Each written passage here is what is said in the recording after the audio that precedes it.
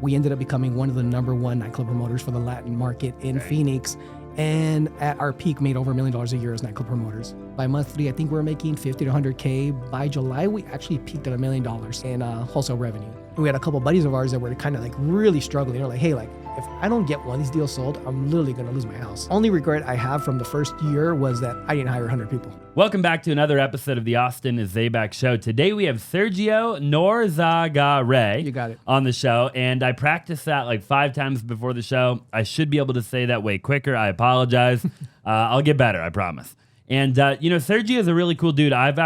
We've done deals together, have had the opportunity to kind of meet with him and really talk to him a bunch. But what I love about his story is that in the last 2 years, okay, he's been real estate wholesaler for 2 years. And in those 2 years, he's done over 200 deals, okay? Now he's launching a new thing called the flat fee disposition methodology, which I've only ever seen like one guy do in my life. And I'm excited to jump into all that and kind of how you got into real estate. And I appreciate you being on the show, man. Thank you for inviting me. Yeah. So what do you want to know? Dude, I want to know, so I guess real quick for people who don't know your story and even to fill me in a little bit, like you've only been a wholesaler for a couple years, right? Which I actually really love that because I was telling you a little bit before the show, so many of these guys even that I interview, they've been doing it for 40 years and they had a TV show and they used to buy at the auction, and which is great, right? But a lot of times, like, I can't even relate to that because I'm like, well, dude, like, I don't have a TV show. I don't really buy at the auction. Never have, right? And it's not really that relatable. So talk to me about, like, what were you doing 3 years ago? Because if you've only been in real estate for 2 years, then what were you doing up until then? Well, I think I'd go a little further back than that. I was actually a nightclub promoter, believe it or not, for over a decade. And I even got that by accident. Prior to that, I worked in the software industry. If you've ever used TurboTax, Quicken, QuickBooks, there's a company called Intuit that makes all those programs. I worked there for over a decade doing everything from sales, marketing, and operations. Learned a lot of my marketing knowledge from that company. And after kind of having a journey there, decided to kind of do something different with my life and moved to Phoenix. Wow. So when I moved here, I was going to go the corporate route, same thing, in the software industry. I was actually going to go work at Monster.com, and not the Monster Energy drink for anybody that remembers. Actually, there was a job posting company called Monster, and actually had a job there, and by accident hooked up with these promoters. Didn't know anybody in Phoenix, and they said it's a great way to meet people. I was like, why not? I was 30 years old, by the way, so it's kind of reluctantly like, do I really want to be a nightclub promoter at 30? But learned the ropes and realized that it's pretty much marketing at a nightclub scale, and learned it from them. Eventually, I asked them for more money because I was pretty much doing 90% of the job at that point, and they said no. And I was like, well, I'm going to go start my own company. Took me about 2 years to really get it going, but in that time, I launched my company. We ended up becoming one of the #1 nightclub promoters for the Latin market in Phoenix, and at our peak, made over $1 million a year as nightclub promoters. Wow. This is a company that has about an 80-90% profit margin because we didn't own the buildings. We pretty much are just a marketing company, and we made a ton of money. But I treat it as a business. I think what was different from me is I didn't get into it for like the typical, free drinks and girls type thing. I was just like, hey, this is a business that I can do and replicate. And we just kept growing it. Got to the point after 10 years that, you get tired of being out on nights and weekends. I was getting married and decided that it was time to part ways for that. But one of my employees at the time was pretty much my right-hand man. He kind of moved up from just kind of working side by side, little by little.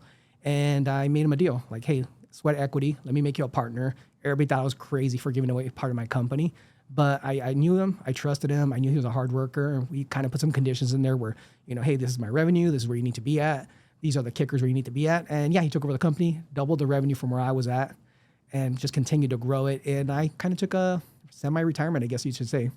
Stayed home with the kids, took them to school, did all the field trips, did all the fun stuff you get to do, because I'll be honest, I'm a workaholic. I never took vacations. I literally probably in those 10 years almost never missed a single weekend. I was there every weekend religiously. So now I had a lot of free time, and the first year was awesome. The second year I was kind of like, okay, like what am I going to do with my life? Like, I'm still kind of young. And I was watching a lot of fix and flip TV shows, and I was seeing like Joanne and Chip. I don't know if you remember them. Yeah. And I'm there like, I'm going to be the guy with the sledgehammer. I used to watch them too. Yeah. And I was like, I want to be Chip. I'm going to be the guy with the sledgehammer. And a buddy of mine was flipping houses. I literally just messaged him and said, hey, where are you at? I'm going to go show up. And I helped him out with the house, and we kind of decided that, hey, you want to do this with me? And it's like, sure, let's go do one together.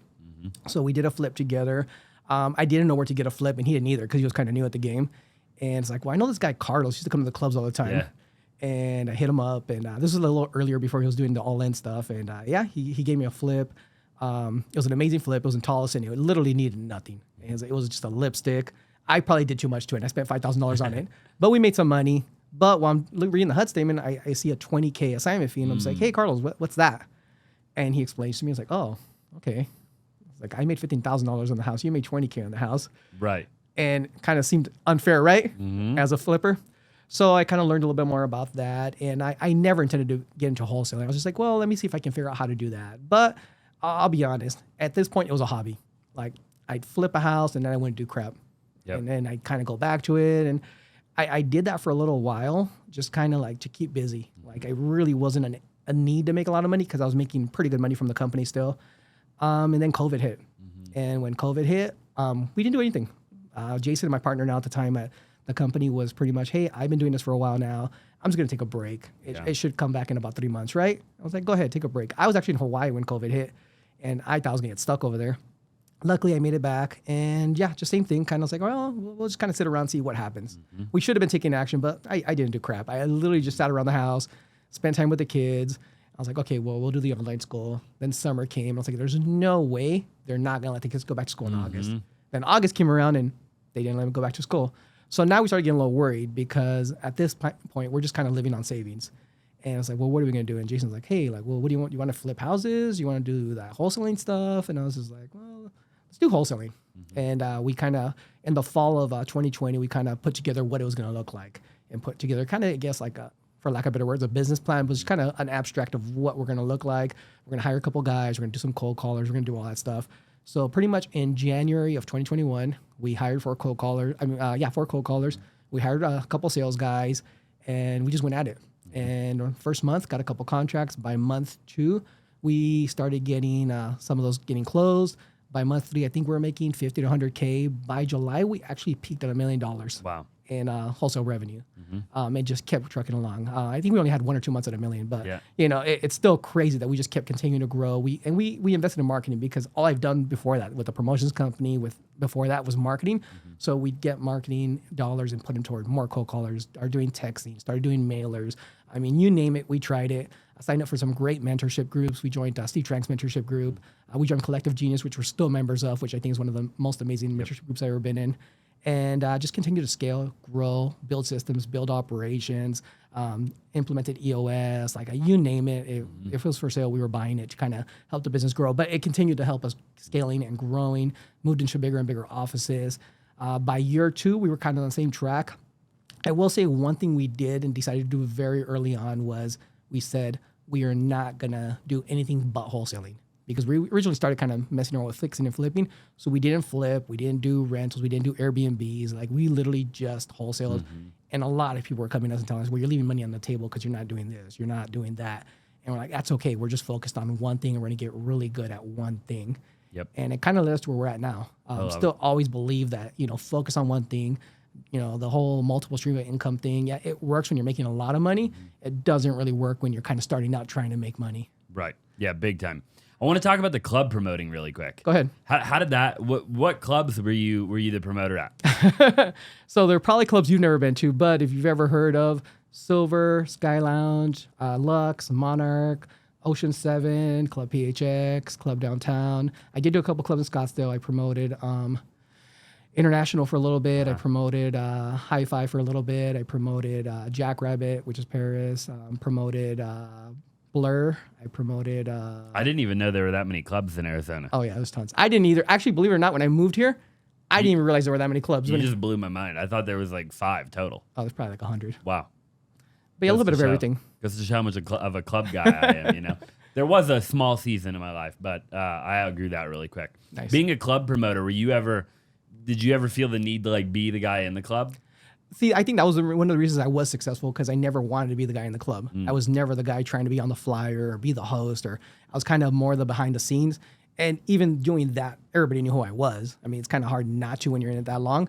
But yeah, I think I really treated it like a true hospitality company. I was there to make sure that the people that came like yourself felt like VIPs. Right. I think a lot of people get into it trying to be the VIP and kind of alienate some of your big spenders. Yeah, no, I couldn't agree more. I see that all the time, actually. Hey, real quick, I just want you to do me a huge favor. If you're enjoying the show and you're enjoying all the amazing guests that we've been having on lately, then do me a massive favor and smash the like button, drop a comment down below, and subscribe if you have not already. I would greatly appreciate it. It would mean the world to me, and we will be able to bring on a lot more big names if you help us out. Now let's get back to the show. You see it on social media, right? Right. Like the guys that are just, they want to be the guy. They want to be the club. I see the people that they just want to do the bottle service and they want to do the whole thing, right. you know? And I don't know about how I feel about all that. But, dude, I love it, man. So then, boom, you get into wholesaling. You start grinding. What happened really like in that first year? How much money did you make year one? Just shy of $5 million. Which is wild, right?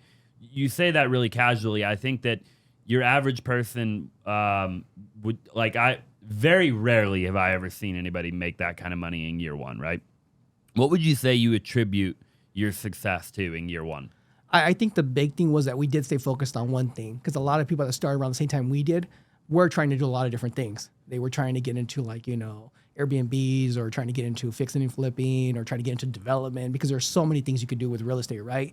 Even into the, like, innovation, subject to seller financing. There's just a lot of different avenues. And with us, it was just, we're just going to wholesale. So I think number one, staying truly focused on that one thing and becoming really good at it.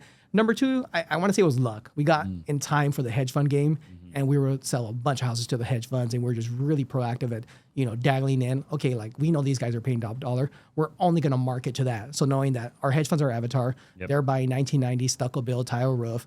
Well, why bother marketing to anybody but that if they're going to pay the most? So at one point, we were just looking for houses for them. Wow. Yeah, which is incredible strategy, by the way, right? Like, why wouldn't you take advantage of that, you know? And, but, you know, not everybody took advantage of that. So, like, I get, and I appreciate the humility in the fact that you say, like, hey, it was luck, you know, partially luck. But I think at the end of the day, it was also hard work, a lot of hard work, right? Because, and a lot of pushing through whatever barriers, right? Because I know a lot of people who were in the game 2020 through 2022, right? And they didn't really sell a bunch to hedge funds like we did, right? But dude, the amount of people I talked to that, like, somehow they missed that boat. And it's just like, how did you miss that boat, right? So what clicked for you where you were like, oh, like, we got to sell to hedge funds? And then when it clicked, how did you build the relationships with them? I think it started clicking, kind of just seeing, because originally, you know, we never had a dispositions team. We were just focused on the top disposable guys in town, right? And over time, we're starting to see the HUDs and starting to see where this is going. It's like, okay, we see something here. How do we kind of, you know, gravitate toward them? So just kind of trying to build relationships and really, you know, communicating to them. Not so much as, like, again, kind of the whole promoter thing. It's not what's in it for us. Like, how can I help you? Like, Austin, what do you need from me? How do you want me to communicate with you? Do you want me to text you? Do you want me to call you? You know, hey, what do I need to do for you so that it makes your job easier? So we were doing a lot of their work if we needed to kind of just really kind of package this up so that it's just kind of like, hey, I want to work with those guys. They make my job so much easier. And I think in essence, a lot of hedge funds were just like, wow, like, these guys are just really easy to work with. We, you know, we never tried to kind of scam or push something that we knew wasn't going to make sense for them. It's just like, hey, this is exactly what you want. It's already put up, it has a little bow on it for you. Here you go. And I think over time, they just really kind of gravitate to us to kind of really make it easier for us to sell to them. I love that. Yeah, phenomenal advice, I think, for people. You know, the day I think we'll come back, right, where they're buying a lot again. I mean, and they're buying a little bit right now. I mean, not all of them, but some of them are, right? But for people watching and listening, I think that that's really good advice. Like, when they come back, if they come back, I think more when than if, but, you know, play the game the right way, right? Like, what you're saying is like, hey, draft the email where it looks really good, right? Make sure the photos look good. Send them what they want to be sent, right? Like, I think there's a lot of people that were sending a bunch of garbage, right? Or they were sending deals that had a low probability of closing. Like, just there was, you know how the game is, right? There's a lot of deals where you kind of know, man, there's a little bit of a low probability that this thing's actually going to close, right? So you don't want to waste their time, because a lot of the funds, you know, they're looking at a ridiculous amount of properties every day, right? Right. And they've got a ridiculous amount of people sending them those properties, and you really got to make sure you're not wasting their time. Yeah, and I think even that holds true for any disposition. You know, even if you have a preferred buyer in town, and you start sending him junk, he's probably going to stop answering your calls or emails. So you always want to do that for anybody you're working with, is kind of really know what they need, what they want, and make their job and their life easier. Yeah. And they're going to want to work with you.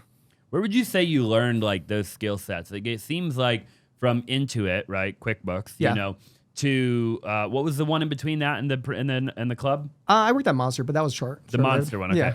So you've done, and those are just the 3 that you told me about, right? I'm sure there might even be some more in your life. Like where did all this come from? Where did the mindset, the entrepreneur, the drive, the perfectionism-ish mentality of like, doing all the things that we're talking about? And obviously we'll go back to the wholesale game in a minute, but I want to know, was that the way that you were raised? Do you think you were born with that? Where did it come from? I think I've always been like that. And I don't even think I'm an entrepreneur mindset because, for the first, 10 years of my career or longer than that, I thought I was going to work in the corporate world. I thought like, hey, I'm going to work in the software industry. I'm going to get stock options. I'm going to do really well, have a good 6-figure job. And, I was okay with that. But even then, I worked 10, 12 hours because I enjoyed doing that work. I will say, though, working into it, I did learn a lot. I had some great mentors working there. At my peak, when I was working in the marketing department, I was the only person in the marketing department without a college degree. And we're talking about a Fortune 500 company selling the best software in the world. And, I'm in there with a bunch of guys with like, bachelor's and master's degrees in marketing. And I'm over here kind of like, I worked my way in there. But part of it was those skills I learned over the years with mentors and some great people that really taught me around the way. I took every opportunity. At one point, I relocated to Reno, which is a horrible little city. But it was a great opportunity to learn even more, and I worked there for 3 years. It was when Intuit first acquired a payroll company, and that's how they got in the payroll game, by buying up a little payroll company, and I learned the game of the payroll and kind of how that integrates with software and stuff like that. So just over the years, so when I did get into kind of like the promotions, when I first learned the promotions game from these guys, I kind of saw like, okay, well, you do this. This is how you market to people. You do this. And I was like, well, it's just ABC, right? Yeah. And I just kept doing that over and over and over again.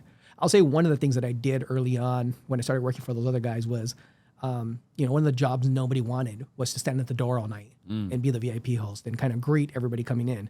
Well, I didn't know anybody in Phoenix, so I was like, I'll do it. And all the other guys wanted to go inside and party, right?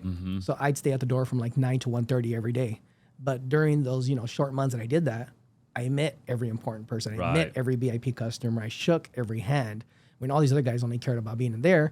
And that really helped me build my network in town for somebody who went from 0 to 100 really quickly.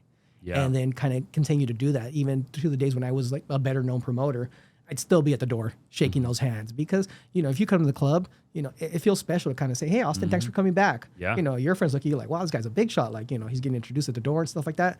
And I continue to just keep providing that value to people, and they enjoyed it and people liked it. And to this day, people tell me like, I don't even remember them. Yeah. Like, you gave me like such an amazing experience. You were always like just so humble, and you're just a great guy. And it's like, I'm horrible at recognizing faces. Yeah. And I'm just like, thanks for coming. Yeah, I love it, dude. See, you were always a hard worker, though, right? Yeah. Maybe you didn't quite have that entrepreneurial drive until you actually ended up in it. Like to your point.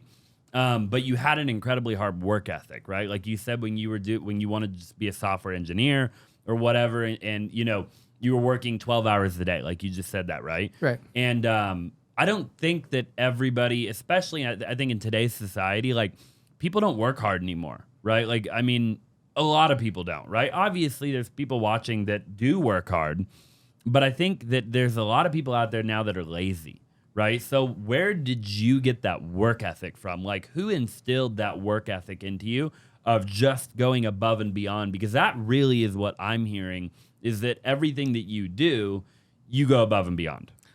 I think maybe I'm a little bit older than most people think I am, and just a different generation. But it's the way my parents were. My father was 40 when he had me. So even though, I'm in my 40s now, believe it or not, I was You don't look that. Thank you. Yeah. I was raised with a whole different mentality because he was a whole generation, older than my friends' parents. My father was like, the age of a lot of people's grandparents. So I think just having those values early on, seeing my parents work really hard, it's just something that seemed normal to me. Like, and what did they do? My dad was a foreman for a sheet metal company. Okay. Worked there his whole life. Kind of worked again his way up to where he was running the company. My mom did just a lot of different stuff, but always worked really, really hard. Just both hard workers. Yeah. Yeah. And so you saw that growing up, right? Yeah, and I don't think there's a wrong or right. You have the entrepreneurs now that kind of, they want to be entrepreneurs because they don't want to work hard, right? And there's nothing wrong with that. You can still be successful. Like me, I'm just kind of one of those, like, I guess for lack of better words, a hustle kind of guy, right? Hustle hard and get the reward out of it. But, I enjoy being at the office. Yeah. Like, I don't hate coming up. Like, I get up at 5 a.m. every day. Not because I need to, because I enjoy getting up at 5 a.m. I go to the gym. I take my daughter to school, make my funny little videos with her, go to the office. I'm at the office around 8 o'clock. I'm there till 6 o'clock. I get home. I'm there for dinner. On weekends, I literally don't answer my phone. It's my family's time. So it's kind of like, I do have that balance. But, during the office hours and stuff like that, my kids are at school. My wife's doing her stuff. Like, why not be at work and kind of enjoy that time? Right. Yeah, I love that. We'll get back to that in a little while towards the end, and we'll talk about like the balance and how you do all that. And I typically like, we'll dive into that. So going back to this kind of year one in wholesaling, I want to focus on that year one really quick because I think that there's going to be a lot of people that they'd love to make 5 million year one, right? And I think even if they could make, like your average, most people, if they could make 250 grand year one, I think they'd be really fired up about that, right? So what specifically, you said you hired cold callers. Yes. Right? And then you said, obviously, you did some direct mail and you did a bunch of stuff, but walk me through like what you did at what time. So you got in, and was cold calling the first thing that you did? Yeah. So the first thing we did was hire cold callers because that's kind of the avenue that we did research on that seems to work, right? So we hired the cold callers, hired the salespeople. I never really sold myself. I kind of dabbled in it early on, kind of trying to get the fundamentals out of like, what does this look like? But for the most part, we started with, salespeople and cold callers. Very early on, we got into texting. I think by month 2 or 3, we were texting. And at our peak, we were texting like 10,000 numbers a day or something like that. And then as we joined mentorship groups and kind of learned from other people, there's guys out there like in Utah making $5 million a year off, mailers. Right. We're like, well, that works, right? And we know it works. It's been going on forever. Yep. Let's try that. And I'll be honest, mailers never worked for us. Really? We blew a ton of money on mailers. I'm not going to say we lost money, but the return just was never more Where were you mailing? We mailed in Arizona and Tucson. Got it. And I will say something about mailers. They work long-term because we've stopped mailing and we still get calls from mailers. Yeah. And I don't know if they're just sitting on somebody's counter a year later, but they do work. It's just a very expensive game and you got to stick with it. Yeah. I think you got to mail for like a year. Yeah. Every month to the same person for a year. And then like if you average out all the numbers, because I've talked to a lot of people who've done mailers, right? But it's totally a long-term game. I mean, like the odds of you getting a deal on the first mailer that you send are not very high. No. And I'll tell you a funny story. Jason's my partner now, and he's the guy that worked for me at Surge Nights that eventually I made my partner in that company as well. He's one of those guys that always wants to start a business, right? And, I was kind of enjoying retirement a little bit, and he's like, hey, he started listening to Bigger Pockets back in 2017, and it was shortly after I got married. And he's like, hey, so I'm listening to this Bigger Pockets episode, and this guy's talking about how he just did like a mail campaign. He hired a virtual answering service. Really quick, if you're a real estate agent in the state of Arizona and you're looking to join a phenomenal team, then I would love to have a conversation with you. If you're looking for an incredible culture, you're looking for lead generation, you're looking for transaction coordination, then I would love to have a conversation and see if you would be a great fit for our team, okay? So again, if you're an agent in the state of Arizona, make sure you text the number 480-418-5339, the word agent. Okay, again, 480-418-5339, the word agent. Now let's go ahead and get back to the show. And he gets like 1 or 2 deals a month, and like we don't have to do anything. Right. It literally just lands on your lap.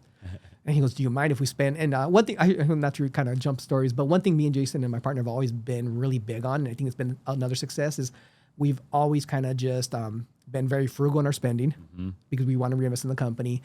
Even on our promotions days, we ended up, peaking at $1 million. We always took a salary. So, thing with promotions, you can have great nights, you can have slow nights. It could rain and have a monsoon and, nobody's showing up to the club, right? So we always just paid ourselves a salary of what was fair. And then at the end of the year, we kind of look at the bank account and kind of look at our numbers and say, okay, do you want to give us a bonus or a raise? And then we do that next year. And we run the business this way too. Now, to this day, I just get a salary. We could have $1 million month or a 0 month. I'm getting my salary. I know what I'm going to live on. I'm comfortable. And, we'll kind of just do draws and bonuses when we kind of see that, okay, we did better than expected, right? But at least I don't have to worry where like one day I got a bunch of money and the next day I don't have money. Right. And it just makes life easier, right?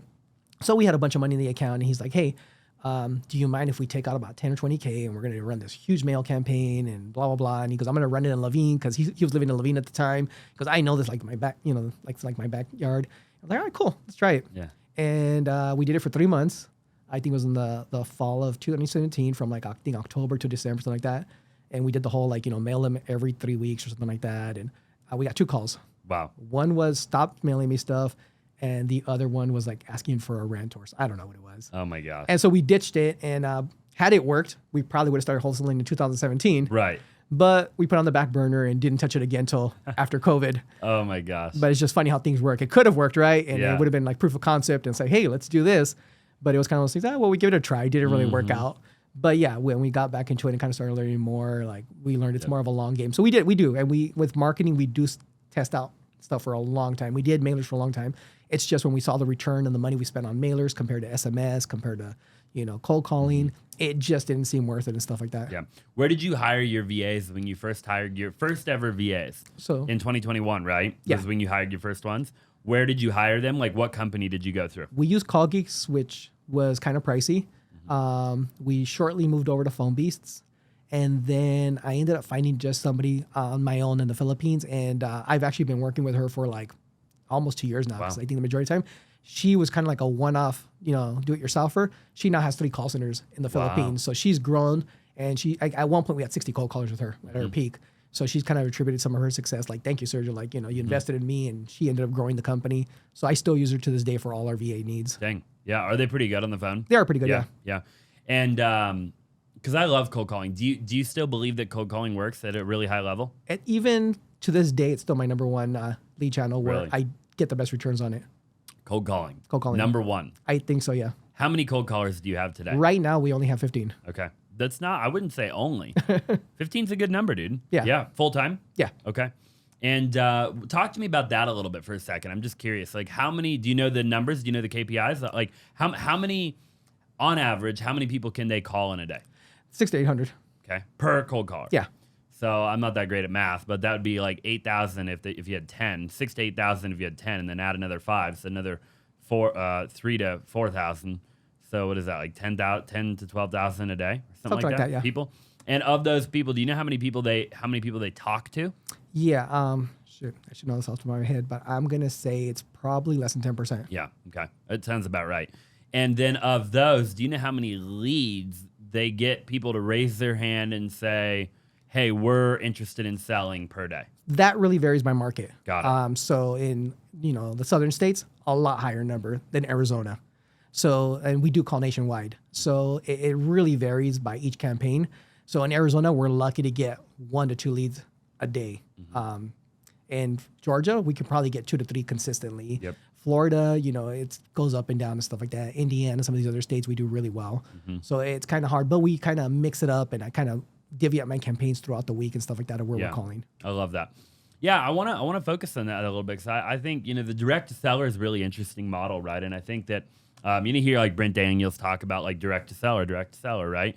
And you've got a lot of other people, and myself included. I mean, we do everything, right? We do direct to seller, we do agents, we do agent off market, we do on market, we acquire MLS properties, we work with suppliers, you name it, we do it, right? But direct to seller was always my favorite. In the beginning, when I got into wholesaling, right? I love direct to seller.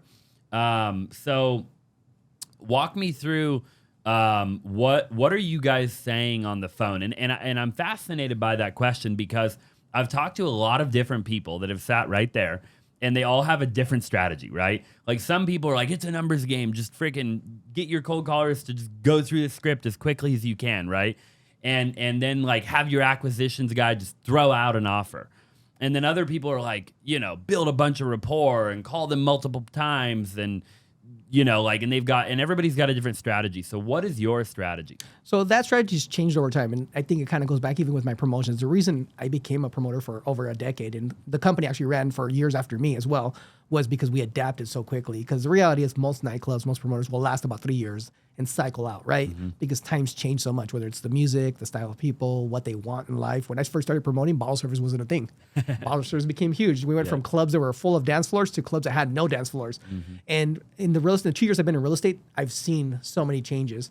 So early on, before the hedge funds were really kind of buying, we were going after like a really dialed in, trying to get that motivation, right? When the hedge funds peaked, it was pretty much my cold caller script was, do you want to sell? Is it a rental? And is it the next 90 days? Like, that's all. Like, it was a very short script because at that point, I just needed people to raise their hands, and we were making like just ridiculous offers. I mean, they were buying at market. So we didn't need motivation at that point, right? It was just a dollars game at that point. As that went away and we started seeing when the interest rates changed and everybody pulled out, we had to retrain our whole staff, relook at different ways. And now we're going back to a much more needs basis. Now we have lead managers. So the strategy we've had continues to change based on the market. And I think, if I kept doing the same thing we did before, we wouldn't have had those great years. And if we didn't adjust, we would have went out of business. So right now, if you want to talk about today's strategy, it's very different from when it was 6 months ago and even a year ago. But I love that, by the way, because I love that you're nimble enough to move, right? And I think that your average person in any industry, they're not nimble. I think the reason that the market will wipe people out is primarily because they're not nimble enough. They can't adapt quick enough, right? They're not able to move fast enough with the market, right? It's not that there's not money to be made in the moving market, or that in the market that's to come, you can't make money. I believe that there's equally as much money to be made, whether it be wholesaling. We're obviously talking about wholesaling, so we'll talk about that. But I believe there's equally as much money to be made in wholesaling in any market. It doesn't matter if the market's going up, if it's going down, if it's going left, if it's going right. I don't think it matters. I think that if the market's trending down, then you just have to buy them deeper, right? And the buyer's going to buy deeper, and you're going to offer deeper, and the seller's going to have to sell deeper. And it's just a numbers game, and you have to shift what you're saying and what you're doing, right? So talk to me then about today's market. What are you guys doing today? You talk about having lead managers. What else are you doing? So we made a lot of changes when everything adjusted. So when in July or whatever, when the interest rates kind of hit and just all our buyers backed out, we lost almost $1 million in our pipeline. Yeah, I believe it. Yeah, and I'll even tell you this: we saw the changes happening in like March, and we were already backing away to calling different lists, calling older houses, because we knew, okay, these hedge funds are coming back with the concessions. Before it was zero. Then it was little concessions. Then it got bigger and bigger and bigger. And I was like, all right, we saw the signs. We thought we were ahead of the trend, and it's going to take 6 months to a year before this catches up. We didn't think it was going to happen over overnight. So we had already backed away. And even with that, we still got almost wiped out with just our pipeline. We renegotiated everybody in our pipeline down to 70% from the 80, 90 they were at. Nobody was buying, right? And then we went back and said, okay, this isn't working. And our guys mentally, some of them just couldn't have a conversation where it's like somebody's going to take less than 50% or 60%, right? So we kind of went going through new training, retraining. We brought novations as a strategy and started doing that. And then kind of through that last quarter of 2022, kind of readjusting what we needed to do. And it took us a while. We honestly probably didn't make any money for the last 3 months of 2022. I mean, if anybody made money, great for them, but we didn't make any money. Yeah. We poured into the company. We bought more sales trainers. We brought in Rich Wonders for innovations training. We kind of just reinvested. We hired new people because some of the guys that we had just weren't going to be able to do it in today's market. And now going into this new year, our strategy's changed a lot. So now our cold callers are a little more aggressive in what they're offering, right? Before it was hey, anything within 50K above Zillow's okay because we'll talk them down. Now it needs to be below Zillow within 90 days. There has to be a little bit of motivation. They have to be a little more serious. But even with that, sometimes it's not enough, right? So now we have lead managers, and they're kind of like the junior salespeople, appointment setters, whatever you want to call them. It's all the same thing, right? And they're having a more in-depth conversation. They're kind of like super cold callers, I guess, at that point. They're finding out, are you really serious, or are you just kind of everything's for sale type attitude? We used to have the 4 pillars of what is a lead, and we were really loose with that. It didn't really matter. If I think he might do it, and we'll talk him into it. Now we're a lot stricter. We're it has to meet 2 of the 4 pillars, right? It's going to be motivation, time, condition, and price. And if it meets 2 of those and there's motivation, we send it on to the salesperson. So that business model is working a lot better now, because now we're getting real qualified, motivated people, because in today's market, there has to be motivation. The average person who has no motivation is not going to sell at a discount, even at innovation. It's just really difficult. But once we started making those changes, we started seeing our numbers start going back up higher and higher again. I agree. Yeah, 1,000,000%. I love that. And so then are you just primarily doing cold calling? Is texting still working for you or no? We've dropped down on texting, because another thing that we did a lot when the market was really, just crazy, we were just blasting our guys with leads. On some days, with the SMSs, they were getting hundreds of leads, and it was too much. And we kind of realized when the market started shifting that these guys were just kind of going really like superficially over the leads, and they weren't keeping up with the pipeline. And then kind of when we started looking at the numbers, we realized, okay, we're giving them too many leads, believe it or not. So we started looking at like, okay, now we're trying to figure out what's a good amount of leads. So right now we're texting at a really small kind of snail pace just to get a little flow in there. But we're trying to find out what's a good number of leads that you can really get qualified and really have a good conversation right now. Because when the market's crazy, like I said, I had 60 cold callers. It didn't matter because we were just trying to get as many deals as we can through the pipeline that made sense for that buy box. Yeah. And now I'd rather have you spend more time on a qualified lead than call 100 leads that, hey, do you want to sell? Do you want to sell? Do you want to sell? Which it worked back then. Yep. Now it doesn't work. And that's kind of where we're kind of dialing back. I don't think we're ever going to stop texting or doing cold calling. I mean, it works. Our long-term plan eventually is to go 100% inbound with, radio, TV, and PPC. But for now, we're doing pretty well with those. Yeah. Do you do any inbound stuff right now at all? So we do PPC. We do really well on PPC. That's nationwide as well. And that, again, that only goes to our top salespeople because it's such a, valuable lead. Yep. And we're doing pretty well on that. We're just trying to figure out like how we can scale that. Not many people do well with PPC, I've found. So like obviously you don't have to give away all of your secret sauce, but give me a little bit of the secret sauce. Well, I've used 3 different PPC companies, and I've kind of learned from all of them. And some great companies that all did great stuff. But I realized that once I took control, it was a little easier for me to kind of manage where I wanted to be at. You had to go learn it. Yeah, and I probably lost close to $10,000 learning it because we got, bot attacked. I got spammed. I got just all the crap you could possibly think of that could go bad. Went bad. But over time, I started figuring it out, and little by little, we started figuring out, okay, this works, this doesn't work. I always equate it to kind of like social media, right? You're on social media, you're scrolling to social media, and you're looking at cars. And you're gonna get a bunch of cars, right? And eventually you get tired of that and you say, hey, I want to just get more motivated. So I want to look at motivational stuff. I want to look at Austin stuff all the time. So I start clicking all his stuff. Well, it's not going to happen overnight, right? Little by little, it's going to learn that you don't want to look at the cars anymore. You want to look at this. But the Google ads are kind of the same way. You got to give it feedback because the only feedback Google has right now is somebody clicked on your link. Well, I'm going to give you more of that. Well, what if those clicks are bullshit? Right. And you have to let them know. Yeah. And if you don't let them know, they're going to give you more of that because it thinks, well, you clicked on it, let's get more of those avatars, right? And that's where people kind of start messing up and they say like, oh, it's not working. And I'm getting a bunch of people that want to buy a house or that want to rent a house or they're just not leads, right? And it takes a long time, kind of like the mail game. It takes time for Google to learn the algorithm. One thing you can do is give it feedback. Well, you got to give it manual feedback. So there's ways to upload that feedback back in and create a loop where it's kind of saying, okay, these are the leads you gave me.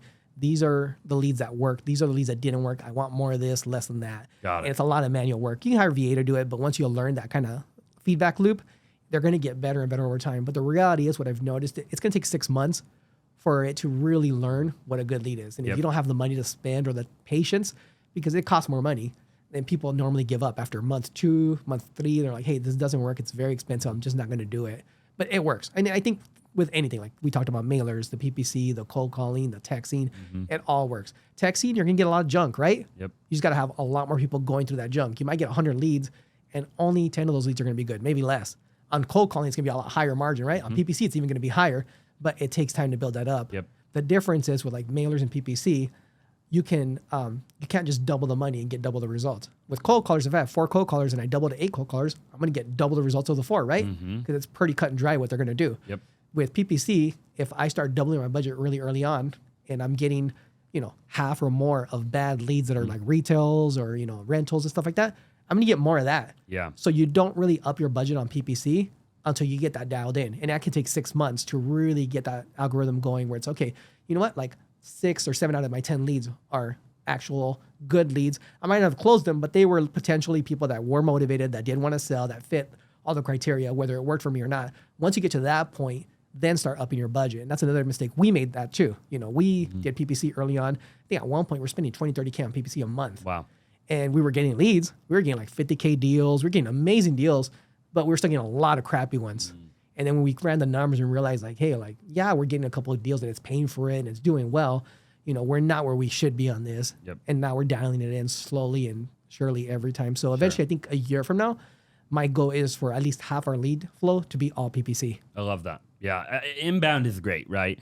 And I think that you have to have that combination. I think I love hearing what you're doing because I think people are going to get a ton of value out of what you're talking about, right? Because you've you've done such a phenomenal job in such a short period of time building everything that you've built, you know, and I really love that. With pay-per-click, I think a lot of people struggle with, especially nationwide pay-per-click, from what I've talked to a lot of people, obviously. I think a lot of people struggle with the fact that they get leads that are in the middle of nowhere. Do you struggle with that at all? We did, and that's an easy fix, which I think anybody can Google that. But you just have to like pin drop where you got to be at, you know, because a lot of people do like, you know, either complete nationwide, which is dumb. You got to either go specific by metros, but even more so than that, we pin drop the metro cities and the centers of where we want to be at. You can still get booty leads because, for example, you could own a piece of land out in Globe. Yep. And you're here in Phoenix, and you go on Google and say, sell my piece of land. Yep. And you put the Globe address. So I'm never going to be able to get that out of there because people do own stuff out in the middle of nowhere, but they're in a major metro, right? Like we just got a lead in Puerto Rico yesterday. Yeah. It's a piece of land. You know, I don't know if it's going to be anything or not, but they were in Florida. Yep. So, you know, I wasn't marketing in Puerto Rico, but I'm still going to get those leads. But for the most part, if you're pin dropping your locations, instead of just doing metros or doing statewide or just doing nationwide, just putting, you know, all the United States, you're not going to get as much of that. And we made the same mistake. We did a lot of those mistakes where we kind of said, okay, yeah, we were getting, you know, the middle of Iowa, nowhere. Yeah. It's just not a sellable property typically, right?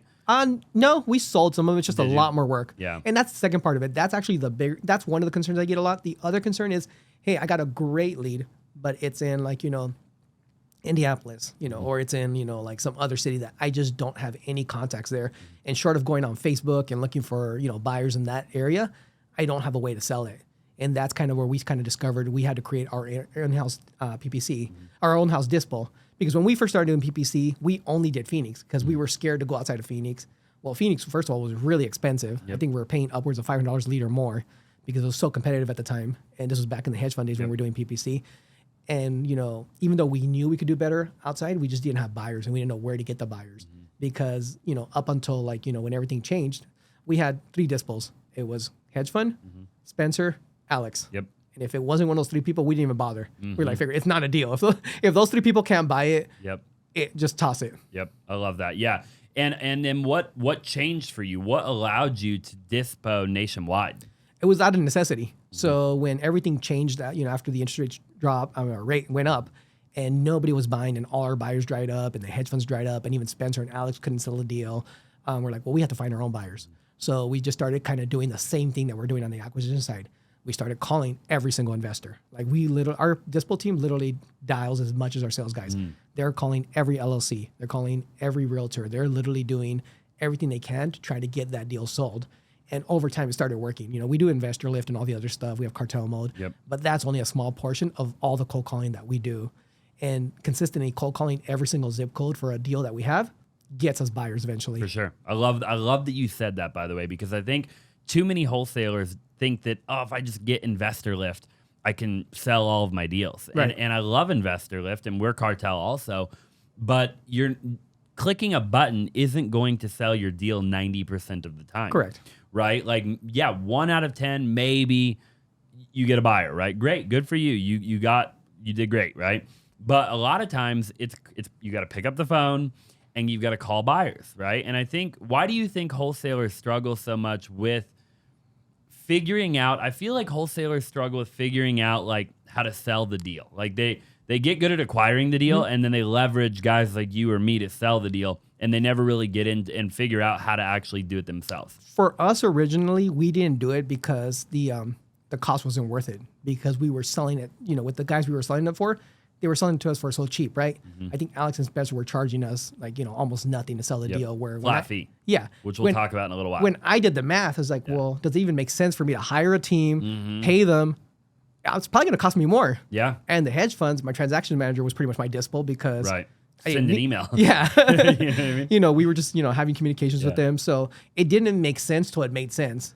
And that's kind of one of the reasons that I think a lot of people just kind of, they look at it. And I think another part of it is just like a lot of these wholesalers either start as one-man team. You know, they don't start with big teams, right? And I think a lot of them actually get sold the dream that this is going to be really easy. You don't have to do anything.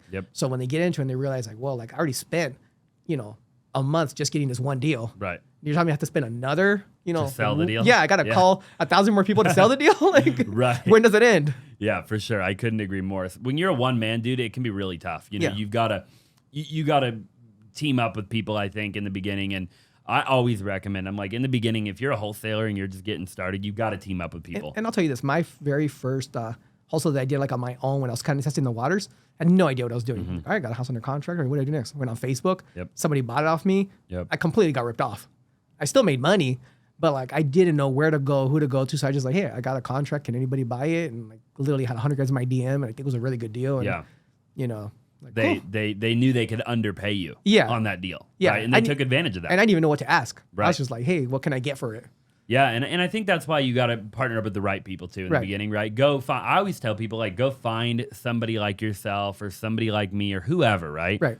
And somebody that's a good dude though, and partner up with them, right? And so talk to me a little bit about we've talked a lot about like the acquisition and building up kind of the acquisition side of your company, right? Talk to me about building up the disposition side of your company. What did you do there? When did you really start to like build that? And what did that look like? Like, obviously, you kind of skimmed over the fact that you've got people calling buyers as much as you have people calling sellers, but dive into that a little bit. So, you know, it came out of necessity, right? So we weren't selling deals. Nobody could move our deals. And we're like, okay, well, we have stuff in the pipeline. We have to move it. So we kind of just started, you know, in our CG community, which again, I think is one of the best communities I'm in right now, which is Collective Genius. We just started reaching out to everybody because everybody's experiencing the same thing nationwide. And we're talking to everybody, what are you doing? What are you doing? And Ren Barlett was one of the guys in there that kind of gave us his game plan. Well, this is my disposition model. This is what I'm doing. So we took a little bit from him. We took a little bit from some other people, and we kind of made our own kind of hybrid of what we thought would work. And a lot of it was, you know, let's go call every single LLC that's bought a house in the last 6 months in that zip code. Then we're going to do H&R outreach. We're going to call every real estate agent who's sold a house in the last, 3 to 6 months in that same zip code. Yep. And then another thing we did is like, we're going to get an offer. I don't care if it's the bad offer. I'm going to get an offer so I can come back and say, okay, 3 people offered me this, this, and this. Even if the offers were way off from where we were, we know that's what people are willing to pay. So we can either go back and renegotiate, or we know for next time, hey, this is what people are potentially willing to pay. And it started giving us an idea of like where the market was and what people wanted to get stuff at. So we can go back to our acquisitions. Okay, this is where you guys need to be at because I know people are buying at that range. So it's kind of getting that feedback loop of like if people are buying at that range, and that's where having that constant communication, we've kind of evolved it now where it has a process, right? Every dispo guy has to get 3 offers on every property. Good, bad, ugly, whatever it is, I got to get 3 offers. And we're always getting that feedback loop. Okay, this is where people are paying. This is where people are paying. Okay, the number's going up. We can get a little more aggressive or less aggressive on the sales, right? And right now, just that dispo model really has grown into, cold call every agent, cold call every LLC, cartel mode, send it out. If we see somebody look at it, call them, get that feedback going. And if we have good buyers, call them before you email them saying, hey, Austin, I know you're looking for this. I just sent you that email. Go open it right now. Yep. Because you're going to ignore it until I give you that call, right? And eventually you're building that relationship with them and like, hey, I'm going to call you every time I got a good deal for you, right? Yep. And building that VIP buyers list outside of, cartel, outside of our systems and stuff like that. I love that. Yeah. What technology do you use to do all of that? I think that's obviously a question that people might have is like, where do you house everything? So Podio is the main one that we house everything in. So our acquisitions and our dispositions in Podio. We do Google Sheets for a lot of stuff for tracking. And as far as like home systems, we use smartphone for everything. Cool. So it kind of keeps it really dialed in. I think one nice thing I like about smartphone, which I think almost everybody uses Podio, or a good chunk of people use Podio, is the dialer application where you can actually use a mass dialer in smartphone directly integrated with Podio. So I can kind of pull a list out there and just call everybody without having to go do another dialer like ZenCall or Mojo, stuff like that. Yep, I've used every dialer out there too. We've used a lot of smartphone as well. And yeah, definitely the majority of people use Podio for sure. Yeah, which I love. So you guys are doing it all now, right? So now talk to me about the flat fee thing that you're building, and I'm curious about that. Obviously, we know Caldwell. We've done item on the podcast, and we've sold hundreds of deals to him, I'm sure. We still do. Yeah. And always loved his model, right? His model from the very beginning, was that kind of flat fee model. And it was always fascinating, right? That he was able to, do what he was able to do with that model. Now, obviously, he's a serial entrepreneur. I had him on the podcast. I think he owns like 19 companies or something stupid like that, right? But you're talking about the flat fee model. What made you start that? So we, kind of going back a little bit, like our first year and even going into our second year, one thing that me and my partner didn't do, and I guess kind of like was a mistake, was we didn't really network a lot. We kind of just kept our heads down. We worked in our business. We grew our business. We kind of avoided going to pop-ups, going to meetings. We get invited on podcasts, and we just like, no, like we really don't want to do that. And over time, we kind of realized like, hey, there is, a need to network. You got to communicate with other people. You got to learn from other people other than our, communities that we were already paying for. So going back into it, as we started networking more, we started kind of getting guys that were going through the same problems. Like, hey, I can't sell my deal. And we had a couple of buddies of ours that were kind of like really struggling. They're like, hey, like if I don't get one of these deals sold, I'm literally going to lose my house. Like I'm leveraged. I'm done. So we're like, well, give me the deal. We'll see if we can do something for it. And we sold a couple of our friends deals that were like really struggling, kind of literally saved them when shit was going really bad, right? And then we realized like, because we never really wanted to do dispo for anybody else because like, well, it's going to take away from our dispo, right? Right. Yep. And we realized like there's a big need for that. There's a lot of guys that just can't sell their deals and don't have the time, the energy, or just don't want to do that. So little by little, we kind of started throwing it out there and people started coming to us like, well, yeah, shit, for $3,000, like why not? And so we started hiring more dispo people, scaling that. And now we've just seen like, you know what, like at scale, it's going to make sense. Right now I don't really make any money off it, but it's building relationships. I'm helping other people out. And I'm all about working together, right? Because if I sell your deal, we're probably going to work in the future together again. Yep. And the reality is, like, can I JV them and get 50%? Like, yeah, but, at the end of the day, like, I didn't like that. Right. I don't want somebody taking 50% of my hard-earned money, regardless if I have the buyer. I'm not going to hold the buyer hostage. So, like, we made some guy $120K the other day. And even my own sales guys were like, damn, dude. Like, and the funny part about it is he only wanted, like, I think we got him 20 or 30K more than the original asking. Wow. Because our buyer came back, like, at a much higher price. Yep. And we're like, hey, by the way, not only did we get what you wanted, we're going to give you an extra 30K on this. We could have double closed and kept the money and done all kinds of stuff. But the reality is, again, it's all about the integrity, right? Like, why lie? Here's the money. And, they're going to probably continue. They actually are sending us a bunch of deals now. They're like so happy. So I think a lot of it's just you can help people and it's going to come back, right? Same thing going back to like when I made my employee my partner. Like, I probably wouldn't be here today if it wasn't for him. Yeah. So kind of continue to grow with people. I love that. Yeah. Talk to me. I want to talk about like you said a couple different times that you focused on one thing, right? And that was really the reason that you were able to get to 5 million in year one, and then beyond that year two, and now you're in year three now, right? Right. Of wholesaling. You see a lot of people in today's society that want to do multiple different things at one time, right? They want to do Airbnbs and wholesaling, and they want to do multifamily, and they want to flip properties, and they want to be a realtor, and they want to syndicate houses and whatever, right? And I see a lot of young people in particular that they want to go and do 5 different things at the same time. And they haven't mastered anything. Like they have no real reason to do that, right? So how much of your success do you attribute to being able to just do and focusing on one thing? I think most of it, because every, wrong turn we took was because we didn't follow that model. So for example, at the end of our first year, we were making a ton of money. And what did everybody tell us to do? Like, well, my biggest regret is I didn't buy more rentals early on. Yep. So the last quarter of 2021, we bought 15 rentals. Houses that we probably didn't like vet enough. Yeah. We've never been landlords. We bought a bunch of rentals to offset our taxes, which it did. We did cost segregation, did all that stuff you're supposed to do, and we saved a bunch of money in taxes. But now we were reluctant landlords. Right. And, going into year 2, and it wasn't that big of a deal at first. Going into year 2, we're kind of doing the same, and then we're doing the refis on all those, which again took away a lot of time and energy to get all those situated, bird out, and all that. We went that whole route of burying them and doing all this stuff because that's what everybody told us to do. You're gonna regret it if you don't do it. Honestly, at this point, I would have rather just paid the taxes and moved on and kept focusing on the business. I think it distracted me a lot. And then dealing with tenant issues on top of that. Yeah.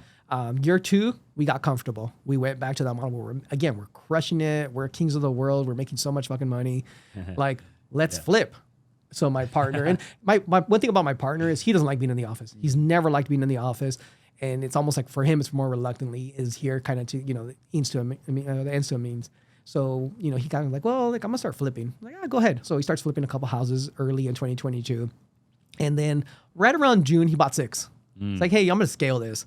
Got a good team. I'm gonna buy 6 houses, and then everything happens. And now we're sitting on 6 houses that really aren't worth what they're worth, and we ended up having to liquidate them all. So that was another distraction that we did where we didn't follow our process. That we said, hey, we're gonna stick to this process, and every one of those was kind of like held us back from kind of continuing to grow. We probably would have grown a lot faster and been able to even adapt a lot faster than we did without having the headache of liquidating those houses, losing more money, Because I'll be honest, we probably spent close to $250,000 the last year of 2022 just subsidizing the company so it wouldn't go out of business. Right. Paying for the marketing, paying for the offices, paying for the guys, hiring new guys, training the guys to get where we're going to get to 2023.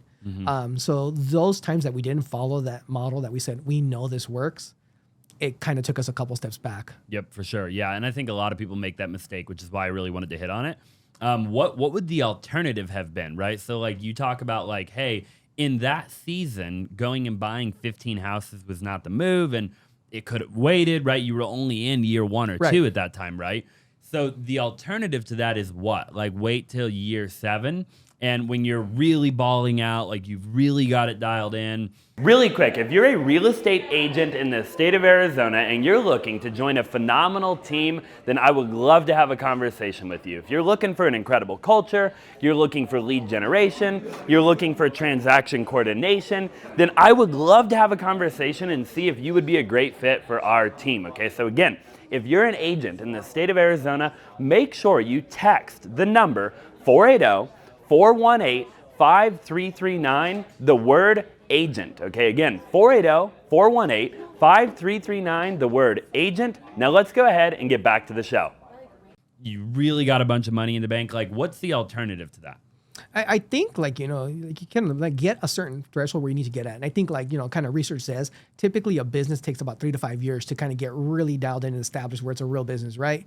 And I think, waiting till maybe year 3 to 5 should have been the point where like, hey, let's keep doing business as usual, build that cash flow. Build the, that piggy bank, I guess, build that money up, keep doing it, get better at your systems and processes. And then when you have that dialed in, then go into that next venture and doing that. Or maybe take it slower, but we kind of just bit off like, hey, how much taxes can we eat up in this investment? I don't think it was a smart move. Yeah. It wasn't a bad move. We still have some of them. We liquidated a couple of them, but it's a headache. We had to go through an eviction, just recently and stuff like that. So it's just kind of headaches that we don't need when we're starting trying to get our business where we need to get it to, right? I want to get to a $10 million plus business. And, those rentals are just holding me back. Flips are holding me back from getting to that end point. And when I get to that point, then maybe I can sit back and have, a great operations manager, a great leader here and a great leader there where we can focus. All right, let's get really good at this now. Yeah. So what's the goal with the wholesaling company? You said 10 million? 10 million right now. Okay. Yeah. And 10 million a year? Yeah. Okay. I was going to say 10 million a month might be kind of hard. Yeah. In this particular business. It could probably be done, but it would be very difficult, I think. I think so. I think at a certain point you don't want to like $1 million a month is I think where you get, and then you're like, okay, like maybe, because then at that point you probably should pivot and do other stuff. 100%. So what do you think you'll have to do to get to 10 million a year? I think having great leaders in the organization is going to be number one. So putting a great operations manager, a great sales manager in place. I think a dispo is going to be a big part of that. Our goal is to get to 100 dispos a month. And I think that's going to be, huge in itself right there. That'd be $300,000 a month, right? Yeah. Yeah. At just the flat fee. Yeah, 3.6. Yeah. Wow. It's wild. So I think growing that, I think that's 100% scalable. And that's actually a lot easier, I think, to scale than the acquisition side because it's a lot easier to scale disposition because there is no marketing cost involved. The acquisition side is pretty much subsidizing the dispo team. So it's kind of an easier model to kind of continue to grow. How many people do you think you need on that team to sell the 100 a month? Right now, I don't know, but I'm going to say if I can get a guy selling 5 houses a week, one guy, so 20 a month. Yeah. So 5 guys. 5 guys. I think you could do that. Yeah. For sure. Yeah, because we have guys that'll do 20 a month. Yeah. Right now. That's kind of the numbers that we're seeing that I think that's going to be a scalable. And again, we're not going to know for sure because it's going to be like guys that are really good, guys that aren't that good. So even out at that point, everybody was a rock star. Right. So you might need 7. Yeah. Or 8 maybe. And then if you don't mind me asking, how do you like to pay people? So right now we've tried a different couple hybrid models. We've always been a big believer in doing a base. As the market has changed, we're kind of looking at commission-only structures and kind of seeing what's going to work best. So I'm actually going to have a sales class where we're going to do a commission-only coming up, but giving it a little more incentive. Because a lot of times it just kind of gets to the point where like, are you going to get sharks that are going to sit there and sell what they need to sell? Yep. Yeah. And we don't have to get too much into it, but I think that the base can be hard. Right, like we've done the base like many times, and we've got a lot of people on salary. But now we have 60, 70 people almost now. But the base can be tough, not necessarily even for the reason that the profitability, but I think it screws their salespeople's heads, right? When you give a sales guy a base, like what are your thoughts on that? Like I've always seen even the best sales guys in the world with a good heart and a good soul and good everything, it can demotivate them a little bit. Like not even consciously, but you can see that they know there's a certain amount of money that's going to come in every month, and they don't have to go out and kill the prey, right? 100%. It's kind of like having like a net when you're, doing the acrobatics, right? Yep. And they're not going to take the risks they need to. They're not going to be as aggressive knowing there's a safety net there. And that's kind of what we've seen. And kind of the model that we're looking at now is like, if I am going to pay a base, I want a guy who's like a guaranteed 6-figure producer, like who's going to come out there killing, who's been doing sales for a long time. And the base is going to incentivize them to leave the industry they're in now. Got it. Because the reality is something I've learned is when you're hiring people, they're probably leaving a job. Well, if you're an amazing car sales guy and you're making really good money, you're probably not leaving that job. Right. I mean, if you're at any position where you're making really good money, why are you leaving that job? Well, most of the people are leaving it's because they didn't do well in that job and they're looking for another opportunity, and they're probably not going to do well either. I'm not saying that's for everybody, but a lot of guys. So it really comes down to headhunting and really finding people in other industries who are all-stars already. And it's like, hey, I'm going to give you the incentive. Not only am I going to give you a great base, I'm going to give you a great commission because I already know you're an all-star. Yeah. And that's, I think, when you start using that base is when you're getting really quality candidates. But for the young guys that come in there that like, hey, I don't have a lot of experience and I'm pretty much taking my time to teach you, like, damn, I'm going to pay you a base too. Yeah. I think I had some interviews and I told some guys, like, we're telling them, well, there's no, it's unpaid. And he's like, oh, like, you're not even going to pay me during training? It's like, well, I'll be honest. Like, the training I'm putting you through, you're going to pay somebody else $10,000 to teach you that. Yep. Like, you're pretty much getting a free course on how to sell wholesale. Yep. And they're like, oh, that makes sense. Yeah, for sure, bro. Makes all the sense in the world, right? I think that you're right on the money there, and I think people need to really understand that, What do you think about the market? What do you think is going to happen? I mean, I wish I could predict it. I'd be a billionaire. But I think we're kind of adjust by the end of the year. I think. And that's kind of we're planning. We're scaling up and hiring salespeople, anticipating that the market's going to correct, and I want to be positioned. Because the only regret I have from the first year was that I didn't hire 100 people. That really, I should have turned my whole office into a boiler room and had 100 guys dialing making offers. I probably would have made $10, $20 million because it was so easy. It was like shooting fish in a barrel. Yeah. And it was just a numbers game at that point. Do you think having an office is important? I do. I know some great guys like Gino and our CG, and they're completely virtual. And they kind of started around the same time that we did, and they've grown, really, they've grown quite a bit. And they've grown completely 100% virtually. Chandler's his partner, and he's like in Colorado, and Gino's like, I don't know, we're in Europe sometimes, and their salespeople are all like all over the country and stuff like that. And maybe because I'm older, I don't know. Like for me, there's just a sense of like community when you're in the office, feeding off the energy off everybody. I think you have to have an office. I mean, I get that there's people out there that don't, but I can't imagine not having like the culture that we have in an office. 100%. For me. And it's probably just like situation by situation. I mean, it's you like it, I like it, the next guy might not like it. 100%. But I think it's definitely easier to keep people motivated and have a good culture and good energy when you have an office. Yeah, and I think it's a really particular employee that can stay self-motivated at home by themselves. Yeah. And there are people that are like that, but it's it's a very particular individual. Yeah, very particular individual. If you were giving one piece of advice to a brand new wholesaler, what would it be? I'd say find one thing and stick with it. If it's going to be driving for dollars, just do that and get really good at that. I know a couple of guys that were notaries. They're two brothers. You might know them. And they were trying to get into the wholesale game because they were doing notaries for a bunch of wholesalers. They door knocked for 3 months and made about $250,000 just door knocking. Yep. And now they're using that money to kind of grow their business. But it works, right? And some people get so caught up with like, well, I'm going to try this and I'm going to jump to this. I'm going to jump to this. And they get stuck. And I've had guys come to me that have been trying to wholesale for years. And it's like, it didn't work. I was like, well, what do you do? And then gave me like 10 different things. It's like, well, why don't you stick with that? Like, oh, well, I tried it for a month. It didn't work. Yeah. And I think it's just like find that one niche where you think you can kind of dominate and just stick with it. Even if you do bandit signs, put bandit signs out for just month after month after month. It's going to work eventually. Yep. But stick with it. You have to stick with it. Phenomenal advice. You talked in the beginning about balance. You said you turn your phone off on the weekend and you don't take any phone calls. Talk to me about how you stay balanced and how you stay in a healthy marriage while running a multiple 7-figure company. I think a lot of it is just that, I know when my work time is and when my home time is. I'm home, and I work a lot, right? I get home, and my wife is super understanding, by the way. She's one of those people that, like, if I mortgage the house and say, hey, I'm going to invest everything we own in this, She's like, I trust you. Yeah. And that's very supportive because I don't get the stress of like, what we're doing, what I'm working on. She just trusted me with what I'm going to do because I have taken huge risks over the years. But a lot of it's, I come home and dinner's waiting for me. And we all sit at the table, we eat together. We do a high-low game. What was your high for the day? What was your low for the day? And it's just something that we do every single night without fail. And if it's one of those things where like, I am going to do something, I'll check in. When they're like, hey, I'm probably not going to make it. I'm going to go to this mixer, which I even try to avoid those, which I'm trying to get better. Even she tells me like, no, go. You need to get out there and network. And I was like, I want to go home to dinner. But dinner and the kids are all waiting for me. My son comes and yells, Daddy, when I get home. And it's, there's no reason to work. Yeah. Title companies are closed. Like, what's the worst thing that can happen, right? Right. And that's why I don't worry about it. I always tell the guys that kind of get really stressed out about stuff. And it's just like, we're lucky that, we're not in an industry where like we're doctors and we're performing surgery. That's stressful. Yeah. Nobody's going to die. Like, hey, if we lose a deal, we lose a deal. There's another one. And I think when you start having that mentality where like, it's not that serious and just move on to the next, like, I don't have to answer my calls. What's going to happen between, me getting home at 6 or 7 and 9 in the morning. Yeah. Like, I can't imagine a single thing that's going to happen that really requires me to answer my phone. And if I lose a deal because I don't answer the phone, so be it. Same thing on the weekends. On the weekends, we just have family time. And I'm very active. We go to the farmer's market. We go do the gym together as a family. I just started doing yoga. I go hiking in the mornings at 5 in the morning, sometimes by myself. It's just like, it's really that time to kind of just unwind, spend time, walk around, do whatever.